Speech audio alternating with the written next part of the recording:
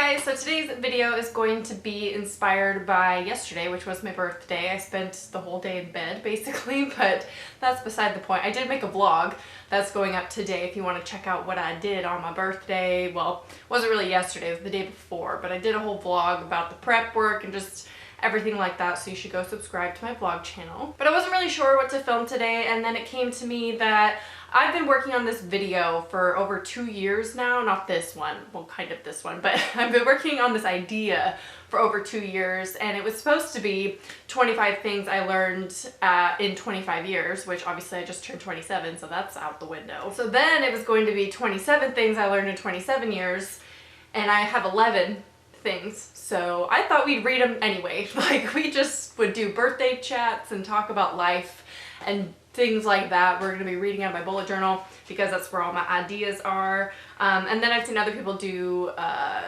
30 or 20 things I learned in my 20s, but I'm not 30 yet, so maybe I'll do another one. But coming up with 11 things over the past 2 years has been a struggle already, because I didn't want to force these ideas. I didn't want to like sit down and like think of things that weren't actually relevant. I wanted them to be actual life lessons that I've learned from experience and just, you know, my personal journey through life of my 27 years on this earth. See, this is what it was. If you've ever seen my bullet journal videos, you've seen this page, and I mean, it's just sad. It's sad. Number one, not everyone has to think you're beautiful to be beautiful. There's so much beauty, I think, in uniqueness, and I think it is very subjective of what other people find beautiful. Some people are gonna think you are the prettiest person, the most beautiful person that they've ever seen, and other people are not gonna think that, and that's okay. You don't have to be everyone's cup of tea. Number two, this is my biggest life lesson that I've learned.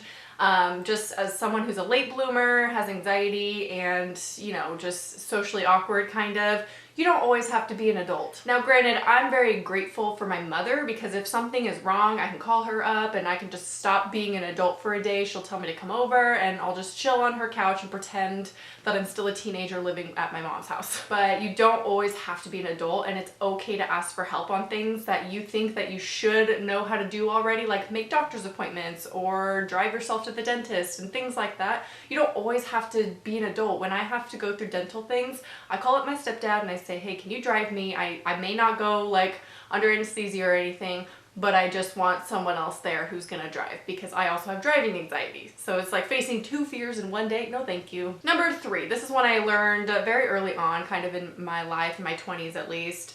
People genuinely do not care what you're doing or what you look like. Genuinely do not care. Do you care when you are driving down the road and you see a stranger walking down the street? Do you care what they're wearing? Do you even like acknowledge it, or do you just keep driving? Like, you just don't care. That is how the world perceives you. It sounds negative that people don't care about you, but honestly, there's comfort in knowing that people don't care about you, because then you can just live your life for yourself and not worry about what other people are doing or thinking about you. Number four, this one is very controversial, and I'm gonna get a lot of people who disagree with me.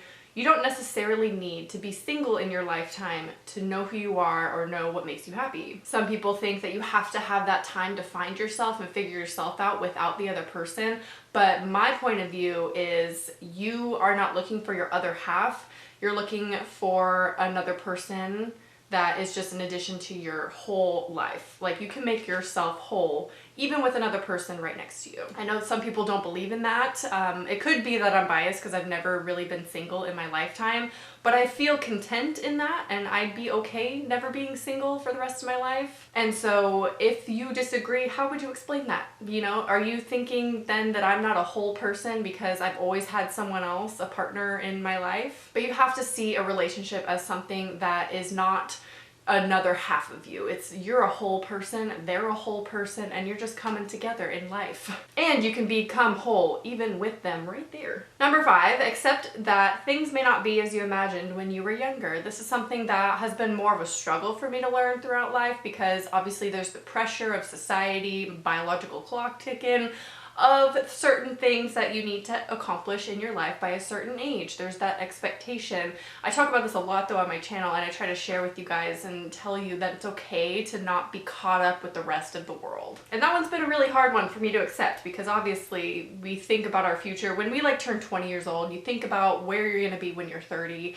it's probably not going to be what you expect because you just can't predict life or how life goes. Number 6 is related to you don't always have to be an adult, but you can give up for a day when things get overwhelming. My mom has always encouraged me throughout life to take mental health days, that they're just as important as taking sick days when you're ill, because you need that recovery. If you're not feeling up to that day, like up to today, take a day off. You can do that. It will be more beneficial to you to take a day or even an hour to just breathe than it will be to push yourself to earn those hours at work or, you know, go to class to take notes, you know. Obviously, extenuating circumstances aside, some days you just can't take off, of course, but hopefully the next day or the day after you can take off to recover. Now, I'm an introvert, so maybe your version of taking a day off is going out with your friends.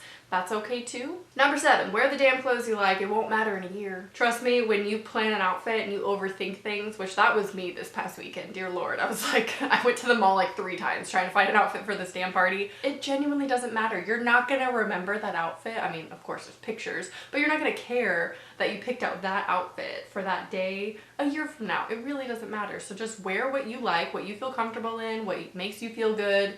No one cares. This is something that is very, very important to me, and hopefully it'll be important to you guys. Number 8 is, as important as it is to say yes more, it's just as important to learn to say no. This is also like taking a me day. Some days you should just turn it down. If you feel like you're not gonna be at your best, or you know, you're not gonna have fun at something, you can say no, and you don't necessarily have to give a reason. If they're your true friends, you can be like, you know what, I'm just not feeling up for it today. But don't feel bad for saying no, because it's really important to be able to learn to say no in adulthood, because you're gonna have to. Of course, there are days where you wanna push yourself and you know what, I'm gonna go out because it's gonna make me feel better in the long run. I know I'm gonna have fun. But learning to say no and just being strong with it and being like, you know what, I'm gonna say no is really, really important. Number 9, this is something my mom taught me and it's really amazing. Are you ready? In an argument, find something to apologize for. It could be anything. If you initiate an apology, even if it's something that you feel like you're not wrong in, at least you can apologize for how maybe you react, how you make them feel,